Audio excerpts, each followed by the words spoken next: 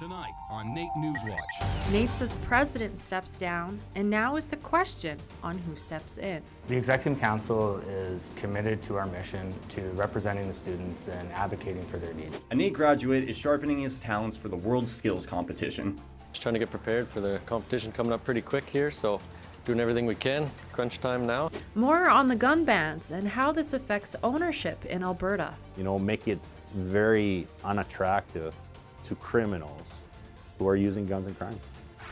NewsWatch starts now. Good evening. Young drivers across the province may face one less roadblock in the way of getting their advanced Class 5 driver's license. That's right. The Alberta government has removed the road test proportion for multiple licenses. Our Noah Rashad joins us live with more on that story. So the license program is changing.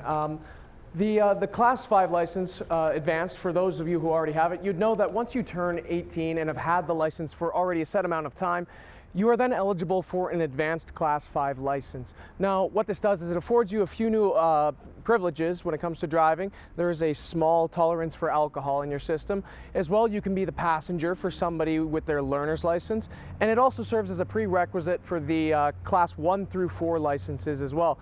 Now, as a result of a more advanced license, the test is more advanced as well. It's more difficult. They're taking you through more convoluted roads, some different traffic situations, as well as the highway. So as a result, this is a test that is much harder to pass. However, come this spring, that will no longer be the case. We've got more on that. The Alberta Driver's License Program is removing the road test for 2 of its different licenses. The Class 5 license for general motor vehicles, as well as the Class 6 license for motorcycles. Omran Wahidi is one of many students here at NAIT that has yet to get their advanced Class 5 GDL. Honestly, I just haven't had the time to go get it done, and I know you have to pay, I believe it was $150 to go get it, but I just found that there was no advantage to getting it. I could still drive my vehicle around without having any issues at all. Omran no longer has to worry about the stress of studying for the driver's test, although he, among many other drivers, have been acknowledging that removing a road test for these licenses may result in a drop in driver quality. Edmonton is notoriously known for having bad drivers already, so the potential of it getting worse, I don't know, in my mind that's a little scary. And so the fact that you don't have to do that anymore is kind of like a big, stressful, kind of like a setback, kind of, sort of. It makes me a bit more concerned about overall driving safety, but I guess they had a reason for it. While the average person may only expect this change in legislation to affect their lives once or twice, places like the driver's school behind me, as well as car registries, are going to have to deal with these changes on a daily basis. So the basic road test can be longer, and there's also talk that it might include highway driving, which currently it does not for the basic road test. So that might attract more people to learn to properly drive, because another thing with the road test too is naturally the cost is going to go up. So the most controversial thing coming out of all of this is the Class 6. That's motorcycles. Anybody who's driven a motorcycle would know that it is not the family minivan. It controls differently. The mechanics behind moving it are far different. So the fact that people aren't having to take a test for this is raising some protest and concern. However, the time for debate is mostly over now. The decision's already been made, there's a date set, and things are likely going to proceed as planned. Why were these changes made? That's actually a great question. So the Alberta government is saying that the main reason right now is cost. There are 4.5 million Albertans, and the government has promised to pass to an advanced Class 5 license for all of them. And although when you go to get your road test, you're paying for it, you're not paying the entire thing. The Alberta government is subsidizing the cost, so they're viewing it as not worth the cost anymore. Additionally, although this may be anecdotal, when I spoke to students around NAIT, none of them had gotten their Class 5 or their advanced Class 5 yet. They all said the same thing for the reason why they hadn't, that it was a lot of work to get it. They had to study for weeks and then pay the money to get the test, and then they don't know if they're getting it for sure, and then they basically get a license that's not much different than the one that they already have. So Noah, will removing the road test for some licenses affect the tests that already exist? As of right now, officially, it doesn't seem that there are any changes as far as the Alberta government is concerned. However, when I was talking to the people at the registries and the driver training places, they were saying that there was some chatter about potentially changing the standard Class 5 driver's test to be more like the advanced Class 5 driver's test. Now that means potentially lengthening up the length of the test, making it more difficult, or potentially even taking you out to the highway. As a result of this, that would potentially cause the cost of the driving tests to raise going into the future. Thanks, Noah. That's Noah Rashog reporting live from outside of NAIT tonight. You're watching NAIT NewsWatch, the next generation of news. A NAIT graduate is preparing to face the world and go for the gold in the World Skills Competition.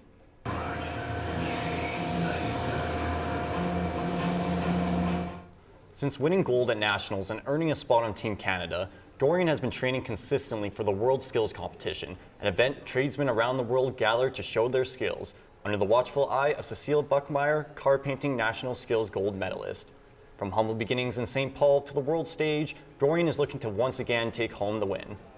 Trying to get prepared for the competition coming up pretty quick here, so doing everything we can. Crunch time now. I've been doing it for about 5 years in total, roughly, and then my dad was actually in the trade for quite a few years as well, so been sanding parts in the garage since quite young. The competition is actually a secret project, so we won't know the specifics of time or the actual design or the project at all. Dorian will be competing in Denmark from October 18th to 21st to try and take home the gold. NAIT's president, Katie Torino, is out of office after serving for 2 months. That's right, and now many students are asking why. And yeah, I do have a duty of confidentiality. The former NAIT's president gives no comment on what happened during her service to the student body. There's not a whole lot we can tell you as to the why. We're going to leave that between the Executive Council. There was a change that needed to happen, and it did happen. NAIT says who the president is depends on the Senate's decision, but they say students will either cast their votes or one of the vice presidents will take on the role for the semester. NAIT students can expect to hear more about the decision, but when that is unknown. The United Conservative Party is welcoming a new leader following their election Thursday night. Danielle Smith will replace Jason Kenney in the role as she claimed more than 40,000 votes. With the resignation of Jason Kenney, we spoke with NAIT students and staff to gauge their thoughts about the newly elected UCP leader. Not a fan. That sums it up. What I have seen of her is just not what I believe in. She's a little crazy.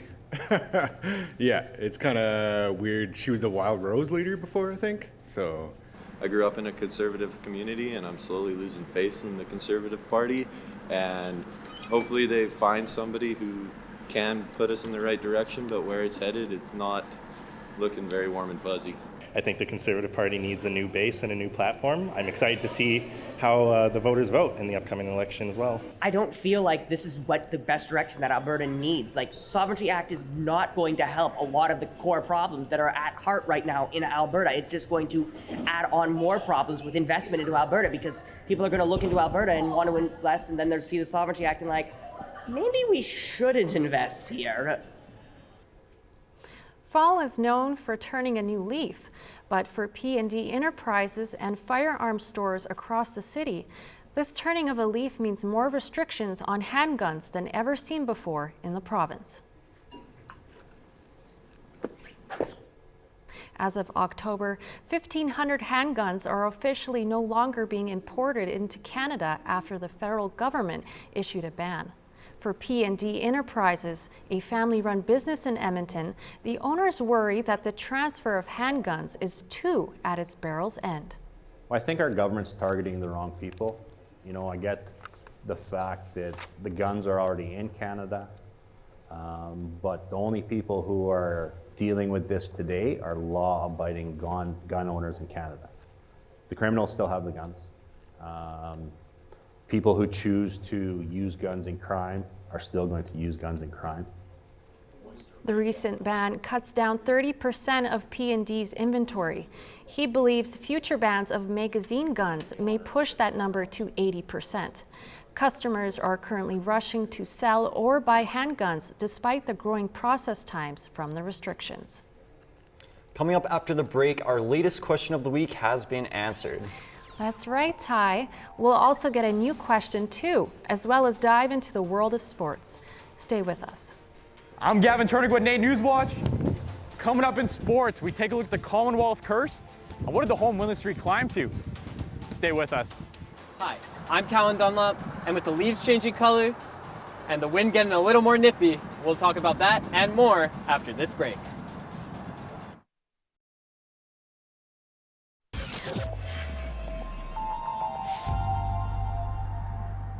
With Thanksgiving around the corner and it being a long weekend, many are curious about the weather.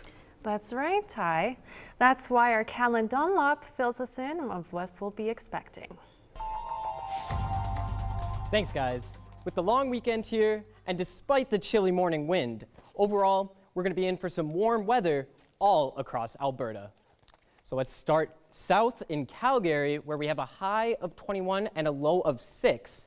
With a 0% chance of precipitation, and that is a trend across all of Alberta. You're not going to be experiencing any rain, so be happy for that. Moving on to Jasper, and we have a high of 20 and a low of 0, so it's pretty nice there. Fort McMurray, high of 18, low of 6, again with the 0% chance of precipitation. You can enjoy being outside, you can. Edmonton, high of 24 and a low of 8. And a little fun fact about Edmonton, 4 years ago in 2018, around this time, we had 8 centimeters of snow on the ground. So let's just be happy we're not there. With our records, high of 27 and a low of -7. That is our weather. NewsWatch weather sponsored by NR92 Campus Radio. It's time for the question of the week, and we are partnered up with the NAIT Nugget to hear your voices and issues that affect you. And voicing your thoughts might even win you a prize. But first, our last week's winner is Tamru regarding the impact of inflation on students. He says, the increased prices has made it tough for me, and I can almost imagine every other student as well. You can't go to Tim Hortons all the time to buy a snack or a quick lunch, so you gotta start packing from home. Congrats, Tanroop. Now here is the question of the week. Do you agree with the changes to the graduated driver's license program? Why or why not? You can submit your answers by going to the NAIT Nuggets Instagram page at the NAIT Nugget and DM them your thoughts, and they will pick a random winner for next week's show. October is the month all sports fans circle on their calendar. That's right, Angela. With all major sports currently in season, it is a sports fan's dream. Our Gavin Turnick joins us here in the studio with sports. Thanks, guys. Sports can be recognized as a platform to help reach people that are in need of a positive influence, as well as shed light on issues that have been surrounding our world. A recent NAIT grad and Humboldt Bronco is doing just that, with the aspiration of bringing attention to the importance of mental health. Please help me welcome Tyler. Tyler Smith, a survivor of the Humboldt travesty, has become an advocate for mental health. As Tyler spoke about the internal challenges he has faced, NAIT students and anyone from the general public were welcome to hear Tyler speak about his road to recovery during his presentation earlier this week. Like, everyone really does have a story. You know, everyone is fighting a battle that you have no idea about. And the least you could do is hold that compassion and hold that empathy and understand how much power a story can have. As World Mental Health Day approaches on October 10th, Tyler and his road to recovery will continue to reach audiences across the country as he pursues future speaking events. For someone not able to attend an event, Tyler also spreads awareness through his podcast called Speak Your Mind. Home field advantage has carried over to the offseason for the Edmonton Riverhawks as they hosted a kids' baseball camp earlier this week. There you go, good swing. 2 more.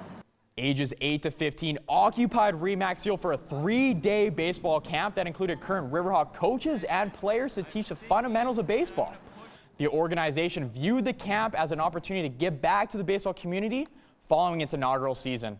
I think this is big for the Riverhawks organization, as we've all had great coaches in the past, and we can pass on that knowledge to the youth and up-and-coming baseball players in Edmonton, and maybe they'll have the privilege to wear this logo in the future.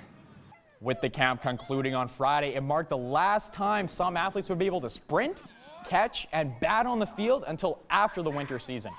The Riverhawks and other team events are set to return in the spring of next year. The Montreal Alouettes played spoiler to the Edmonton Elks this past weekend as loyal and hopeful fans filled the seats with the hope of seeing their hometown Elks get their first win since 2019. With the loss Saturday, the Elks brought their home winless streak to 15 straight, which ultimately broke the record for longest home losing streak in pro football history. A record in which Elks head coach Chris Jones dismissed and will provide no further attention to. It's nothing other than that's a professional football game, and we unfortunately dropped the game. There's nothing any different from that loss than there is the losses that we've had on the road. So, not answering any more questions about that. Although the loss brings the Elks to a 4-11 record, the team remains in the playoff race with 3 games remaining in the regular season. Their fate will not entirely be in their control, however, as they will need help around the league to ensure a playoff berth to finish ahead of the Rough Riders and Tiger Cats for the 6th seed. Their quest for a playoff berth will continue on Saturday as they take on the division-leading Winnipeg Blue Bombers. I'm not sure about you guys, but I'm really hoping that our chance at the playoffs will overlook that record we just set. Oh, absolutely. And nothing like 15 straight games, but like you said, we have a chance. You know, it is going to take a little bit of praying, but I'm still going to be hopeful for the future. Thanks, Gavin. Thanks, guys. All right, coming up after the break, we see what spooky things you can enjoy this month. Also, our very own member of the NewsWatch team gets inked. You won't want to miss this.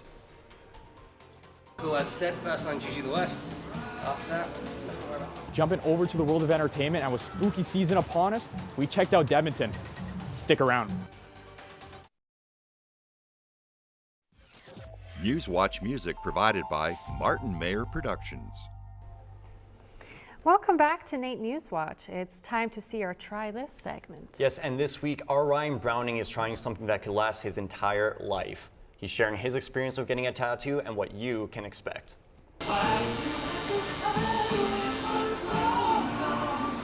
What Johnny is doing here, he's using rubbing alcohol to make sure my forearm is nice and clean for the tattoo. He's also using the stencil, the first part of your tattoo, to make sure I like where it is and how he placed it. Now it's time to get my tattoo on my skin. cool, as I said, first line usually the West. After that, nothing to worry about. Okay. What I'm experiencing right now is not bad. The pain, I'm getting used to. And that sign I just did, I'm faking. That smile's not real. Thanks for letting me do it for you, man. Yeah, thank you for doing it. So what do you do when you get... Well, I'm gonna put a thing on you called second skin. So it's like a little, like a second skin kind of thing that sticks on you. Okay. And you leave that on for 3 to 5 days. How I chose my tattoo is from my interest. I really like thunderstorms. They are very cool to watch and listen to. Oh, that's sick. Oh, yeah.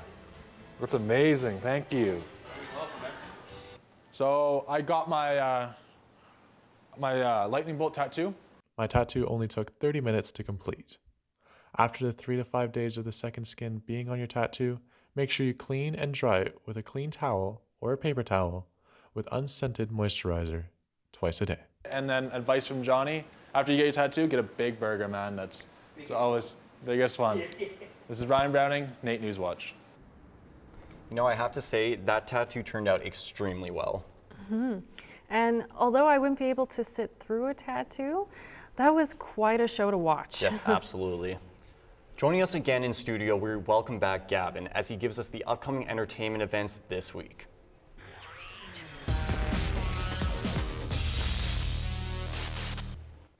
Thanks again, guys. If you hear screams driving down Gateway Boulevard during the next 5 weeks, keep driving. Unless you love the adrenaline of haunted houses and famous horror movie characters scaring you, then turn right in and take in all Edmonton has to offer. For I will lay a curse upon you mortals. For people brave enough to enter, they were greeted by some unusual friends throughout the night. With Edmonton hosting their 9th year as a place for all Halloween lovers, they're showcasing 2 new haunted house themes, as well as a promise for anyone planning to attend. You should expect to be scared. This is what we do, and we're really good at it. So we want everybody to come and have a fun time, be scared, just forget about reality for a few minutes and enjoy yourself. This Halloween season will mark Edmonton's last time at its current location. With them calling it home for the last 5 years, Edmonton will be transitioned to a new undisclosed location for their 10-year anniversary next year. The Edmonton Guitar Show is everything a guitar player would ever need. From 8-string metal machines to handmade customs, there is something for everyone. NewsWatch's Kobe Ip heads down to this year's event to see what it's all about. The Canadian Guitar Show is the place to be for everything guitars. Here, guitar enthusiasts and collectors can try out and buy guitars of new and old.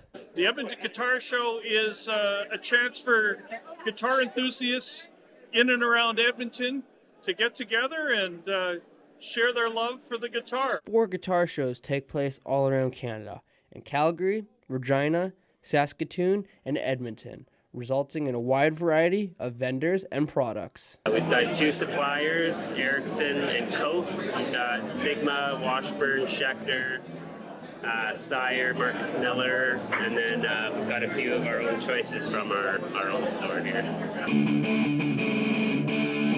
One of the highlights of the Edmonton Guitar Show are the custom guitars.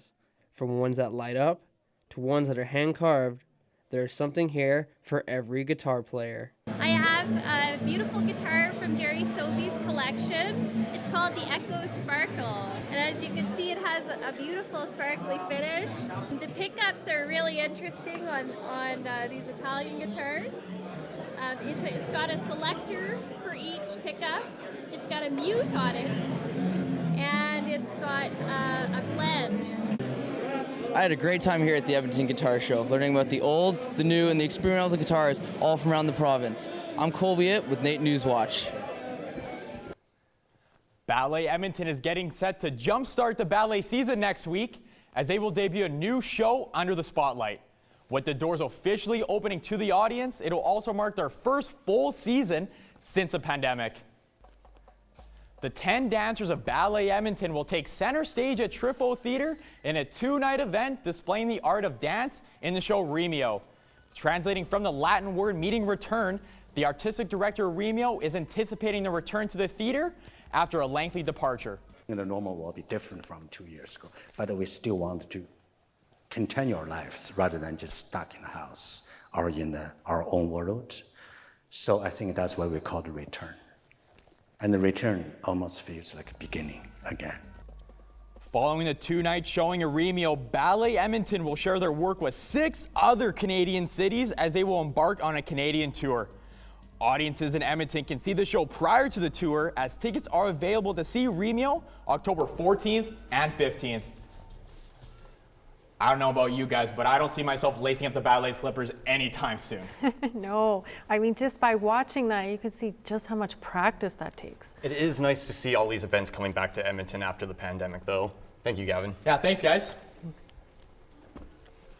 All right, well, that's all we have for you tonight. We hope you enjoyed the show. Make sure to tune in next week for our extra special open house show. Have a relaxing Thanksgiving and a great long weekend. We hope to see you next time.